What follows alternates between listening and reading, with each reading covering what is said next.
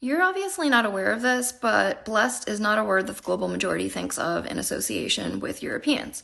Words like plague and colonizer, maybe, but not blessed. And the cell phone in my hand came from China.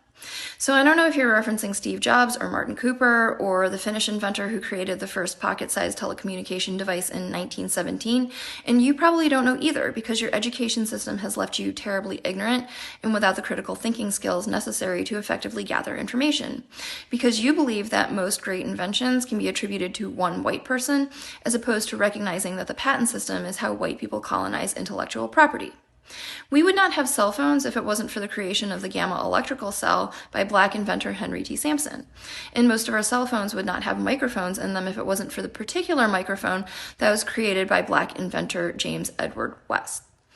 The creation of the first digital network, 1G, was launched in Japan, and then black electrical engineer Jesse Russell pioneered the creation of 2G, which launched in Finland first.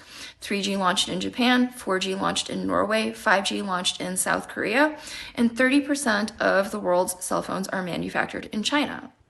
Because we, of the global majority, recognize that collective humanity has the ingenuity and creativity of one another to thank, whereas a lot of European Americans are laboring under the delusion that the rest of us have white people to thank. And it's this narcissistic ignorance that causes people like you to do embarrassing things, like leaving comments about Europeans and cell phones on a video about systemic anti-black racism in the United States.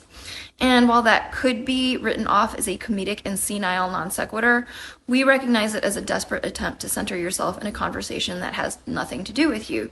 The irony being that white people like to say not all white people and they shouldn't be held accountable for the misdeeds of their ancestors, yet they want to be associated with the greatness of the things that they think they invented.